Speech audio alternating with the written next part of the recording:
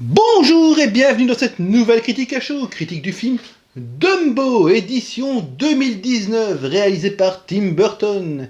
Et oui, l'ancien Dumbo, avec ses plus de 70 ans d'âge, se fait vieux et donc il a été décidé de refaire une version de Dumbo en film live avec des vrais acteurs. Alors, pour ceux qui débarquent, qui ne se souviennent pas de Dumbo, qui ne font pas partie de ces 2, 3, 4 générations d'enfants qui ont vu, qui ont pleuré devant lui, qui ont rêvé avec ces dessins animés, je vais juste raconter que c'est l'histoire d'un éléphanteau qui a des grandes oreilles qui lui permettent de voler, et il est aidé par une petite souris qui s'appelle Timothy, qui lui donne une plume magique pour pouvoir voler, enfin qui n'est pas magique mais qui lui fait croire qu'elle est magique pour l'inciter à voler, et ça marche. Voilà. C'est une belle histoire. Il y a des moments tristes, comme quand la mère de Dumbo se fait enfermer parce qu'elle a détruit le cirque pour essayer de sauver son bébé. Voilà. Et que Dumbo pleure pour aller la voir, et qui font une très belle chanson où des tonnes d'enfants ont versé des larmes en écoutant cette chanson. Voilà. Mais donc, Dumbo, ça c'était l'ancien. Parlons du nouveau. Dumbo 2019, réalisé par Tim Burton, celui qui a fait Beetlejuice, qui a fait L'étrange Noël de Monsieur Jack, Les Noces funèbres, Big Fish, Charlie et la chocolaterie, et bien d'autres. Mars Attacks, plein.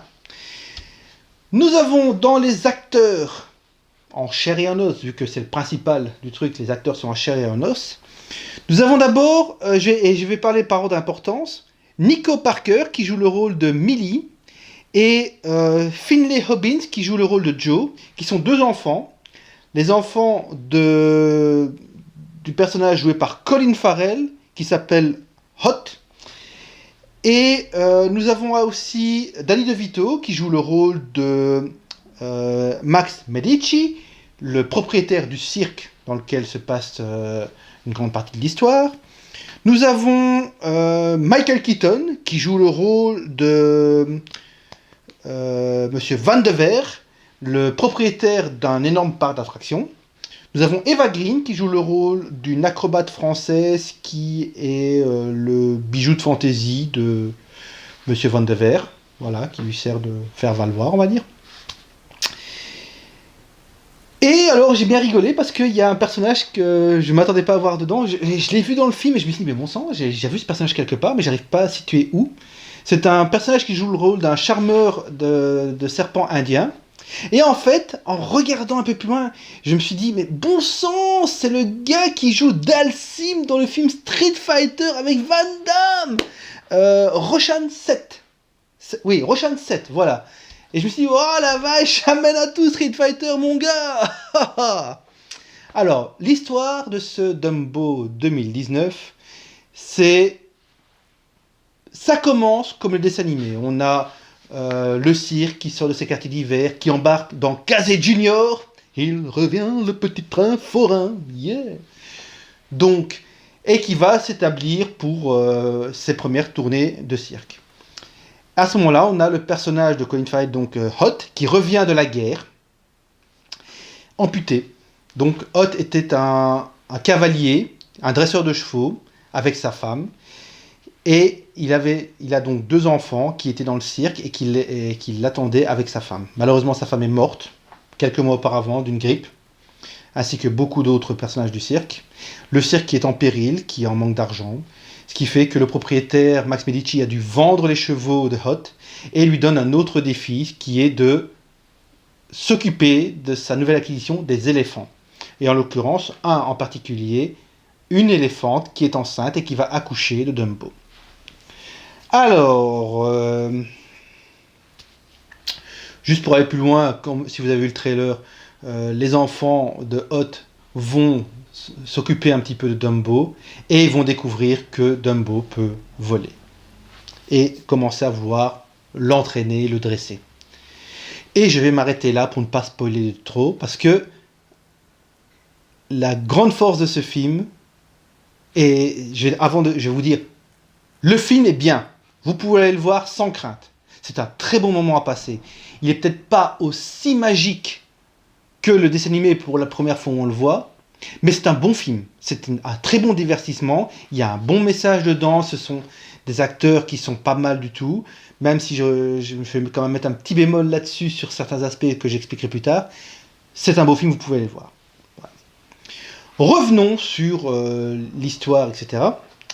La force de cette histoire, c'est que Tim Burton n'a pas voulu s'enclaver, comme par exemple dans le film La Belle et la Bête, ou, et j'en ai peur dans le futur film Aladdin qui va arriver, il n'a pas voulu s'enclaver à faire une répétition de l'histoire originale. Il a voulu faire une vraie adaptation de cette histoire, y ajouter des nouveaux éléments, des nouveaux personnages, et étendre l'histoire, ne pas simplement s'arrêter à l'histoire de base. C'est très bien, c'est très fort, il fallait faire ça. Ça, c'est un très bon travail d'adaptation, et je trouve génial ce qui a été fait là, à ce niveau-là. Je ne vais pas spoiler, parce que même si on voit dans le trailer qu'il y a un parc d'attraction, etc., vu qu'il y a un personnage qui est le directeur d'un parc d'attraction, sachez que après 45 minutes de film, on n'est déjà plus dans l'histoire du dessin animé. Simplement. On est déjà sorti de cette histoire. C'est devenu un monde beaucoup plus grand, beaucoup plus vaste que simplement la petite histoire de cirque de Dumbo. Et ça, c'est très bien. Donc voilà, ça c'est la très très bonne chose. Alors, visuellement, c'est très beau. Et c'est très beau, c'est très propre. Il y a des passages assez sombres dans l'histoire, surtout avec le fait que les enfants et le père qui revient de la guerre ne s'entendent pas. Génial. C'était plutôt la mère qui s'occupait des enfants, mais elle n'est plus là, donc, et il n'arrive pas à prendre son rôle de père. Donc, c'est un petit peu... Il y a un aspect sombre. Il y a le personnage qui veut faire... Il y a un personnage qui n'est pas super gentil avec les animaux. Il y a deux, trois trucs comme ça. Il y a un passage qui s'appelle dans le parc d'attraction, vu qu'il y a un parc d'attraction, qui s'appelle l'île des cauchemars. Il y a deux, trois passages comme ça qui sont beaucoup plus sombres, qui donnent plus le style Burton. Mais en soi, le style Burton n'est pas si visible. Il a fait quelque chose de très très propre. Il a plutôt voulu orienter, à mon avis, cet aspect sombre sur le message, sur la relation parent-enfant, la recherche de la mère, que ce soit de la part de Dumbo qui veut retrouver sa mère qui a été enfermée, ou les enfants qui veulent un parent, un vrai parent, et pas un père qui ne s'occupe pas d'eux, ou qui essaie de retrouver sa gloire d'antan en les poussant à faire des choses qu'ils ne veulent pas, tous des trucs comme ça. Donc, c'est plutôt sur l'aspect psychologique que c'est sombre. Même si à la fin, ça reste un petit peu quand même... on sent que vers la fin, Burton a voulu quand même se lancer un peu plus. Hein. Voilà. Je ne vais pas raconter plus que ça, mais c'est bien. Un truc que j'ai trouvé admirable, c'est la façon dont il gère la caméra. Et surtout quand on voit Dumbo, par exemple, quand on voit par les yeux de Dumbo, c'est par un fish eye. Vous savez, cette caméra qui fait un espèce d'effet globe. Donc, ça met d'un côté une sensation de malaise, mais de l'autre côté, ça met une sensation de bonheur quand il voit des belles choses. Donc, ça assombrit plus les choses sombres, mais ça éclaircit plus les choses claires. Et là, je trouvais que c'était un travail de caméra, de réalisation qui était vraiment très bien foutu. On a aussi un truc que j'ai trouvé moins agréable, c'est le jeu d'acteur.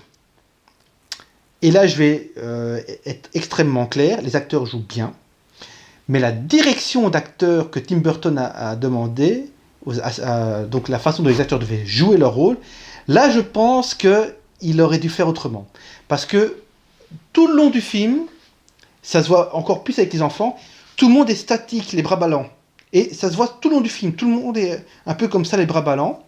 Je ne sais pas si c'est quelque chose qui est voulu pour mettre un effet dans le film. Ça m'étonnerait.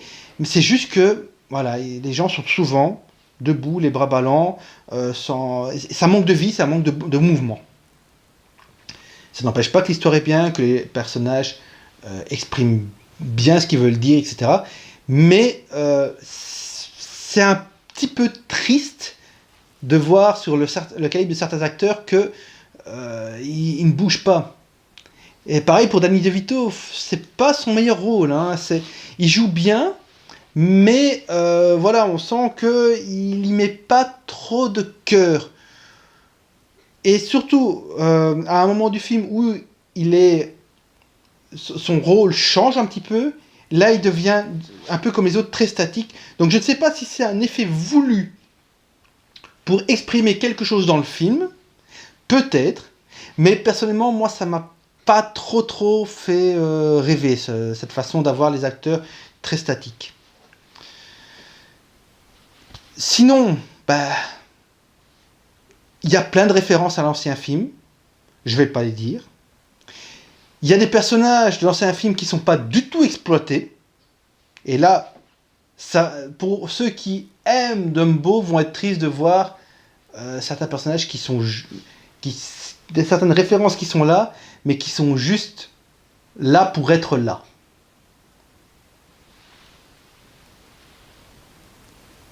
Je ne vais pas en dire plus. Et j'ai trouvé que le film se déroulait quand même très bien, une fin très colorée, quelque chose qui est beaucoup plus clair que ce que j'ai l'habitude de voir avec du Burton. Donc on a vraiment des passages, il met du sombre, du clair, du sombre, du clair. C'est assez étonnant, mais ça fonctionne très bien. Donc j'ai vraiment bien aimé ce film. Je ne vais pas dire qu'il apporte le même niveau de magie que le dessin animé Dumbo pouvait apporter, mais il y a certains de ces éléments qui sont là, qui sont superbes, la scène par exemple avec les ballons est impeccable, et ça revient directement sur une des scènes du dessin animé. Donc il y a de la magie, il y a l'envie de voir le truc, et on s'émerveille dedans. Il y a quelques bonnes petites blagues, et là ça tourne toujours autour de Danny DeVito, mais bon, c'est un peu dommage aussi qu'il ne sert qu'à ça. Mais c'est vraiment bien. Voilà, c'est un bon film. Moi, je vais le défendre, ce film, parce qu'il a de l'intérêt. Il m'a bien plu.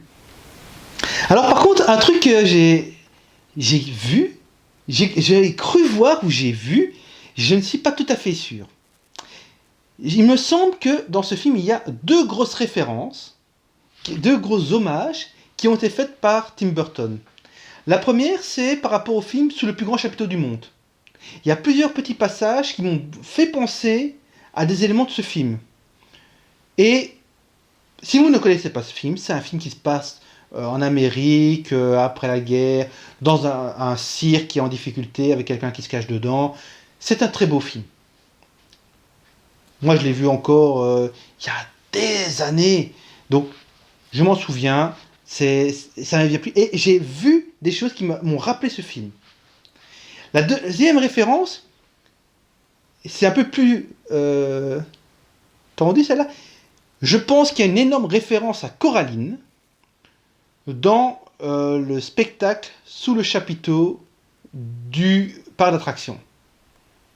Si vous avez vu Coraline, un film en stop motion qui est vraiment très bien, qui dénote pas de ce type d'univers burtonesque, je dirais, il y a un passage avec l'acrobate du deuxième étage, quand ils sont dans l'univers de l'autre mer. Il y a un petit spectacle, et la scène qui est dans le chapiteau du parc d'attraction m'a beaucoup fait penser à cette scène-là.